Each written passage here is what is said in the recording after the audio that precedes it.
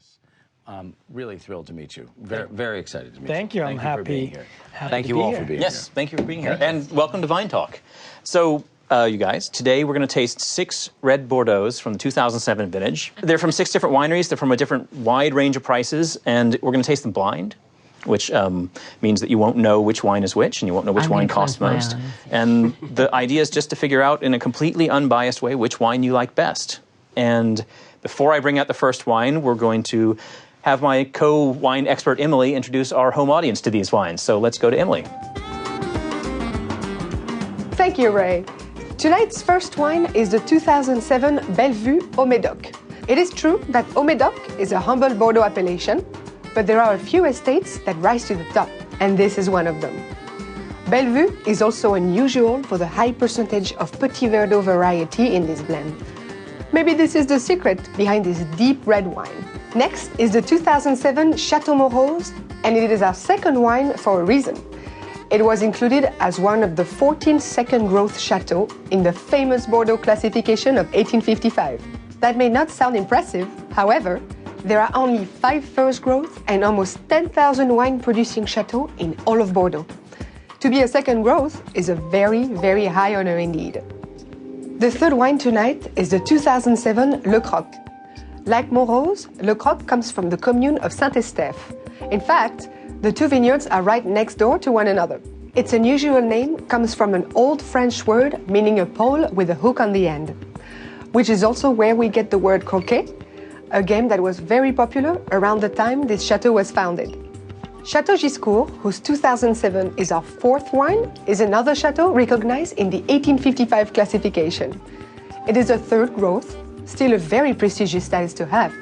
Back in 1330, this chateau was a fortified dungeon. Now, these dungeons may have been all the rage during the 100 Years' War, but for me, I'm happy they switched to making wine.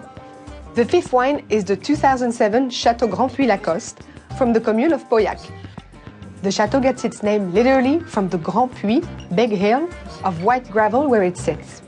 That white gravel is important. Together with the limestone underneath it, the gravel forms almost perfect land for growing Cabernet Sauvignon, the grape variety at the heart of this powerful tannic red.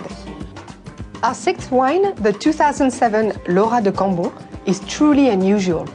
Until 2002, the vineyard wasn't a vineyard at all, but a lone acre of forest tucked away between 2 extremely famous chateaux, and it was owned by a local butcher.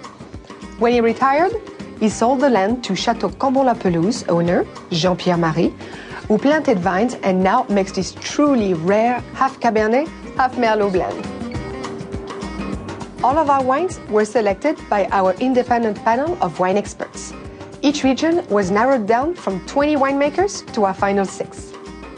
Here in the studio, our Bordelais audience just completed their blind taste test of our 6 wines. Let's take a look. Well, today we're tasting Bordeaux from the Médoc, which is actually the left side of Bordeaux. Médoc wines are known for their power. They're known for structure. They are some of the fullest, richest wine that you can find in France. Absolutely. Actually, it is. It's really the fullest, richest style of wine. And they're based with Cabernet Sauvignon grape. And what happened, Bordeaux has a huge history as well, and most of people who make wine around the world, especially, let's say, California, are very inspired by these kind of wines and also practice with a lot of Cabernet Sauvignon, Merlot, the grapes that you find there. There's also Malbec, Petit Verdot, Carmenère, which now Carmenère is mostly in South America. But what we today are going to focus on is the 07 vintage, which is a beautiful vintage, but also Cabernet Sauvignon. Our audience has been asked to choose their favorite wine, and they seem to be having quite a good time deciding. Mesdames et messieurs, have you made up your mind? Yes! Mon Dieu, maybe we've been giving them too much wine. Before we reveal their choice, let's sit down with Stanley Tucci, Ray, and our guests. You have the first wine? I have the first wine for you.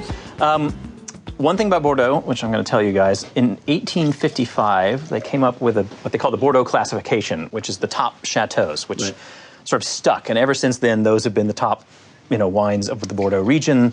At the top of the first gross, there are 5 of those, then second, third, fourth, fifth, and then everybody else. But the thing to remember is that everybody else is about 8,000 different chateaus. Oh, wow. So if you were in that 1855 classification, one of those 100 or so wines, then you kind of won the jackpot because you get to charge a vast amount more for your wine.